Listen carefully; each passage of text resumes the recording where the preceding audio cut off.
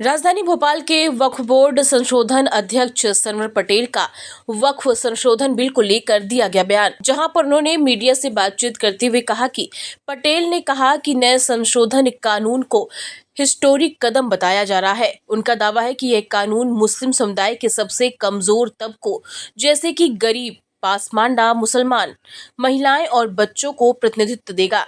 वक्फ संपत्तियों की आय बढ़ेगी। उन्होंने कहा कि मध्य प्रदेश में अभी वक्फ संपत्तियों से लगभग 2 करोड़ सालाना आय हो रही है, लेकिन नया कानून लागू होने से यह बढ़कर 100 करोड़ तक पहुंच सकती है।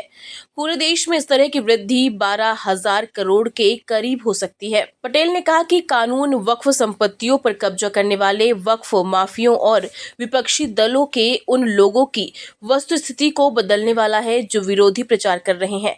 पटेल ने कहा कि इस संशोधन से वक्फ बोर्ड में मुस्लिम समाज के सभी वर्गों को प्रतिनिधित्व मिलेगा, जिनमें महिलाएं और गरीब वर्ग शामिल हैं। उन्होंने कहा कि वक्फ अधिनियम में जो विसंगतियां हैं उन्हें हटाया जाएगा। उन्होंने आरोप लगाया कि कांग्रेस और अन्य विपक्षी दल कानून को लेकर गलत सूचना फैला रहे हैं, लोगों को गुमराह कर रहे हैं। उनका कहना है कि इस बिल कानून का उद्देश्य मुस्लिम समाज की बेहतरी है, न कि किसी को नुकसान पहुंचाना। देखिए, जब वक्फ संशोधित कानून 2025 आ चुका है, सुप्रीम कोर्ट ने भी उस पर रोक लगाने से इनकार कर दिया है। आज कानून हमारे पास है। इस कानून के माध्यम से हम कैसे अपनी सभी प्रबंध कमेटियों को अवगत कराएं, इसकी अच्छाइयों के बारे में बताएं, इसका सही उपयोग करके ऐसे असामाजिक तत्व जो बरसों बरस से अवैध कब्जा करके वक्फ की संपत्तियों पर बैठे हैं, उनसे हम कब्जा वापस लें, वैधानिक रूप से लें, वक्फ की वैधानिक आय को बढ़ाएं और जिसलिए ये वक्फ बना है वाकिफ की मंशा के अनुसार आम गरीब जरूरतमंद लोगों की हम मदद कर पाएं, बेटे बेटियों की फीस को जमा कर पाएं, उनके जीवन स्तर को सुधार पाएं। इन सब बातों को लेकर हमने आज ये सेमिनार रखा है और सेमिनार के माध्यम से मध्य प्रदेश भर की जो प्रमुख कमेटियां हैं उनको बुलाया गया है। उन कमेटियों को ये सारे संदेश देकर अपने अपने जिलों में अपनी अपनी वक्फों तक पहुंचेंगे और इस काम की शुरुआत करेंगे। और मुझे लगता है कि यह बहुत ही महत्वपूर्ण सेमिनार साबित होगा। हम लोगों के जीवन स्तर को सुधारने का इसके माध्यम से काम करेंगे। सर, ग्रांट जो मिल रही है, बाकी जो रेवेन्यू आता है उसके लिए कितना खर्च होता है, खासतौर से महिलाएं हैं, बच्चे हैं जो? देखिए, जो वक्फ एक्ट आज से पहले जो वक्फ की इनकम होती थी उसका 7% राज्य वक्फ बोर्डों को देना होता था, अब 5% देना होता है, लेकिन वो 95% का भी सही उपयोग हो। मध्य प्रदेश राज्य वक्फ बोर्ड ने यह तय किया है। मध्य प्रदेश राज्य वक्फ बोर्ड इस बात के लिए प्रतिबद्ध है कि न केवल 5% का सही उपयोग हो, वो जो 95% पैसा है प्रबंध कमेटियों के पास उसका भी सही उपयोग हो। और उसके लिए मध्य प्रदेश वक्फ बोर्ड ने अपनी एक शिक्षा नीति बनाई है, पढ़ो पढ़ाओ राष्ट्र निर्माण में भागीदार बनो, और उसके तहत हम बेटे बेटियों की फीस को जमा करने का काम कर रहे हैं। हमने 24-25 के सेशन में 1102 बेटियां और उसमें बेटे भी कुछ हैं, हमने ऐसे तय किए, पूरी पारदर्शिता के साथ उनका चयन किया और उनकी फीस को सीधे उनके इंस्टीट्यूट में जमा करके और उनको ड्रॉप आउट होने से रोका है। तो यही काम वक्फ का है, वाकिफ की मंशा है कि आम गरीब जरूरतमंद लोगों के काम आए, हम नीडी लोगों के काम आए। उसी काम के लिए मध्य प्रदेश वक्फ बोर्ड लगातार काम कर रहा है। पार्टी पे कब्जे कर रखे उनके लिए क्या कहेंगे? देखिए, अब ये नया कानून आया है, इसके पहले भी हमको धारा 54 थी, लेकिन अब हम इसके माध्यम से और तेजी से काम करेंगे और ऐसे असामाजिक तत्व, ऐसे गुंडों, ऐसे वक्फ माफियाओं को सुधारने का काम हम निश्चित रूप से करेंगे। फैलाई जा रही है, इसको लेकर क्या? देखिए, कुछ लोगों का काम है भड़काना, डराना, तो वो अपना काम करते हैं। मेरी तो उनसे भी अपील है कि वो ये काम छोड़ दें, वरना आज वो अप्रासंगिक हो गए हैं, उनकी उपयोगिता खत्म हो गई है। अगर वो इसी प्रकार के काम करेंगे तो आगे भी उनको नुकसान होगा, समाज उनको स्वीकार नहीं करेगा।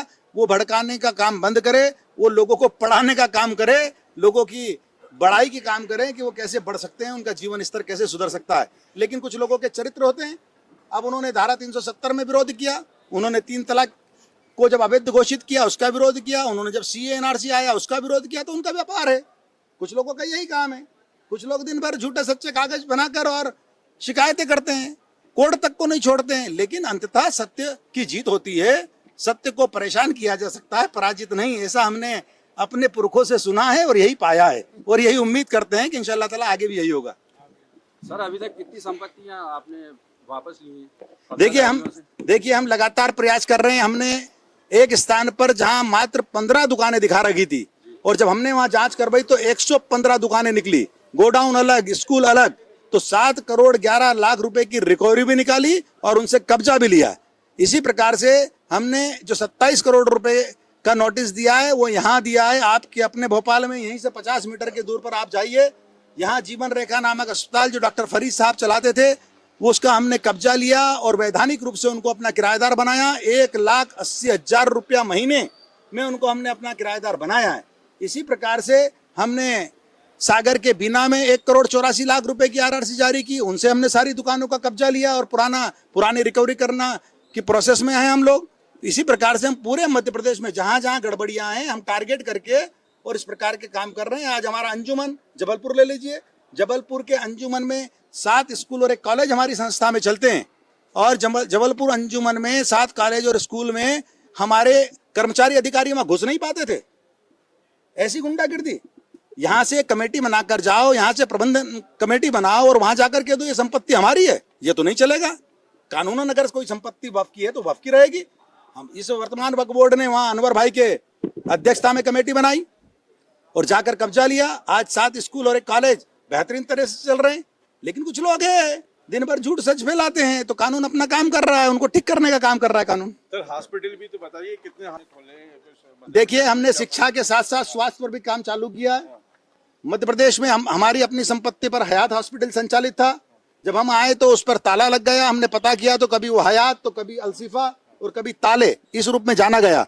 हमने जो हमारा वैधानिक हमारे किराएदार थे उनको बुलाया, उनके साथ खड़े हुए और फिर से उस हॉस्पिटल को चालू कराने का प्रयास किया। उनसे वचन लिया कि वो न्यूनतम दरों पर इलाज करेंगे। वो अस्पताल जच्चा बच्चा के लिए जाना जाता है, हमारी जो माँ बहनें हैं उनकी डिलीवरी के लिए जाना जाता है। हमने वहाँ पर तय करवाया कि अगर किसी के पास आयुष्मान कार्ड या अन्य सुविधाएं नहीं है तो मात्र 6,786 रुपये में वहाँ पूरी डिलीवरी का खर्च, दवाइयों के साथ, कंसल्टेंसी के साथ, पूरे एडमिट का खर्च और साथ में जब वो डिलीवरी के बाद बहन जाती है तो 3 दिन की दवाइयाँ भी साथ में दी जाती है और मात्र 6,786 रुपये लिए जाते हैं। मध्य प्रदेश भर के अनेक जिलों से में भी ये मांग आई है कि वहाँ भी इस प्रकार के अस्पताल खुले, लेकिन अस्पताल के लिए एक बड़ा स्ट्रक्चर चाहिए, कई परमिशन चाहिए। अभी हम पैथोलॉजी पर जा रहे हैं। हम मध्य प्रदेश के प्रमुख जिलों में जहां आबादी ज़्यादा अल्पसंख्यक भाइयों बहनों की है, जहां वक्फ हमारी मजबूत है, वहां पर हम अपनी पैथोलॉजियां स्थापित करने के ओर बढ़ रहे हैं। हम अपनी वहाँ पैथोलॉजियां स्थापित करेंगे और एक बार की हमारे पास मशीनरीज, इक्विपमेंट्स खरीदने के बाद जितना पैसा वहाँ खर्च पर आएगा उतने पैसे में ही हम इलाज करें, उनकी जांचें करेंगे। 1,000 रुपये तक की जांचें हम 100 से 200 रुपये में करेंगे। भारतीय जनता पार्टी का जो मूल वाक्य अंत्योदय, हम अंतिम पंक्ति में खड़े हुए व्यक्ति की मदद के लिए मध्य प्रदेश वक्फ बोर्ड प्रतिबद्ध है। हमने अहद कर रखा है, आगे भी करेंगे।